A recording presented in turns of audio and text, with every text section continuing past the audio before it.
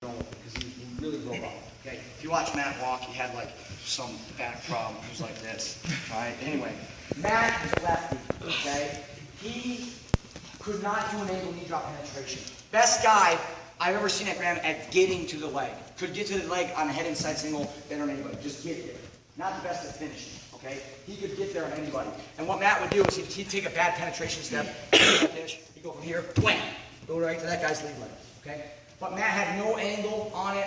He was straight in. What would happen is Matt could never get a chase angle, right? And Matt would try to do a cutback. What Matt would do is he'd try to do the cutback, and he didn't really have a good position. He really didn't rotate well, so he'd end up in the split the middle a ton. Okay, split the middle. Hate the position. All right. Low percentage of scoring relative to everywhere else on the head inside single. Okay, probably the lowest percentage position on a head inside single that we have. Right. Better at a chase angle. Better at a cutback. Better at a mat revy. Better on our feet. I even like an obble sometimes better than a split middle. Split middle, tough position to finish from. Guys are really savvy, they really know how to fight from here, right? And they're really good at getting the stalemate positions or even scrambling to get a score, right? But here's what Matt did. Matt took a position that is a weakness for most people. He made it a strength, okay? Listen, you don't have to be the best wrestler in the state to win the state. You don't have to be even the best wrestler in the match to win the match.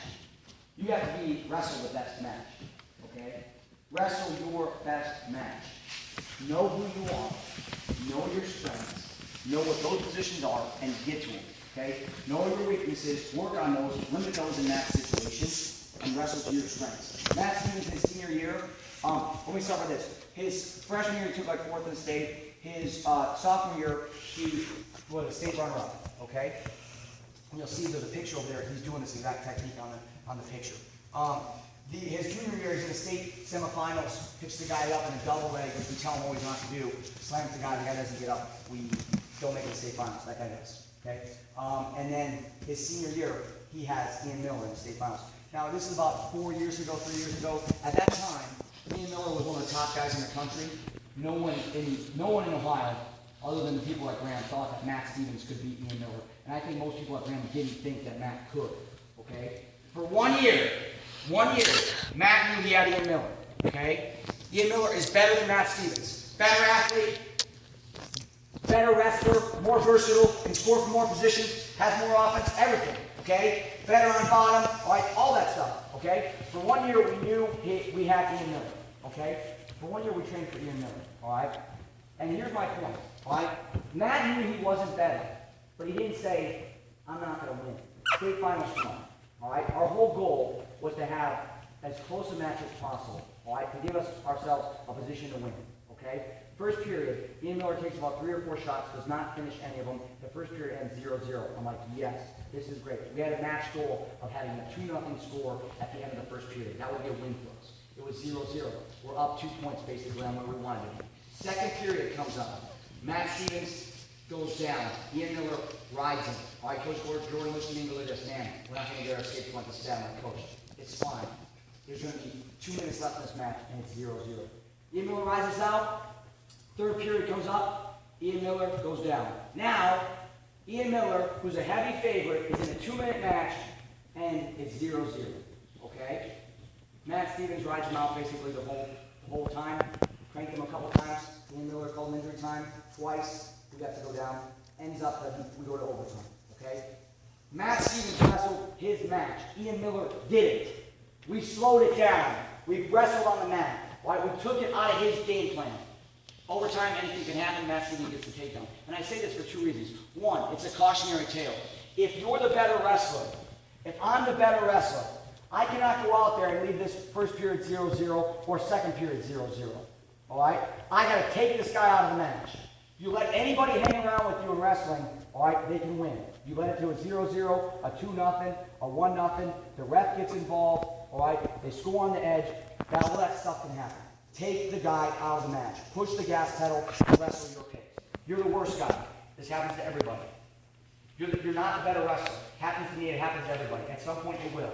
If it hasn't happened in high school, or it doesn't happen in college, it'll happen when you wrestle internationally. The guy will be better than you.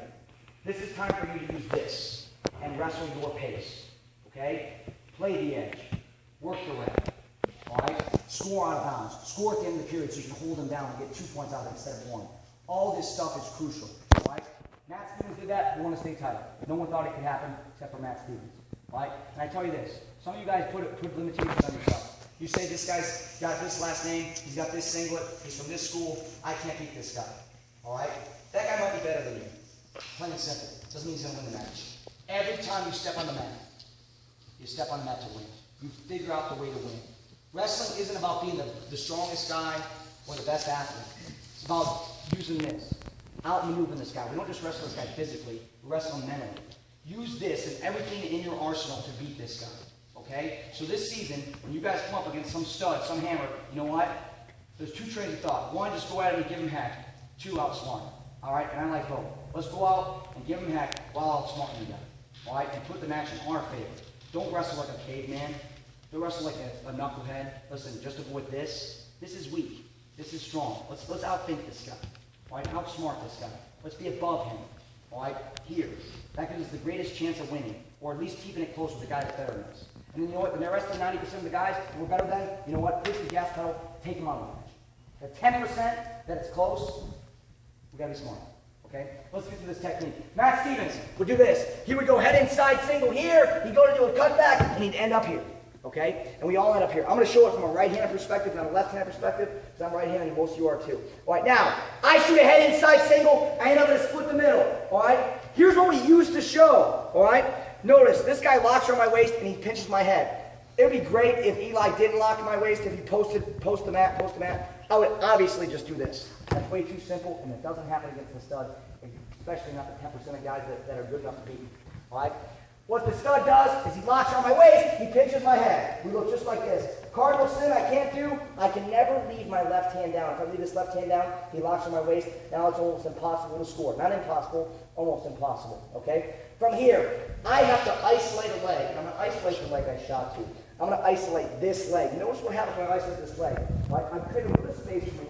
I relieve that pressure, and I get his leg straight. Now my goal is I'm going to put my right hip, and I got to control his bottom leg. His bottom leg is going to be this leg, his left leg. All I'm going to do is I'm going to go to my right hip and watch. When I go to my right hip, my left foot is going to step over, it's going to hook this leg, and it's going to pull it back. He's going to stay tight around my body. He's going to keep blocking. I go from here to here. Now notice, once I land, immediately I step over and I hook. One thing I don't do is leave my foot here.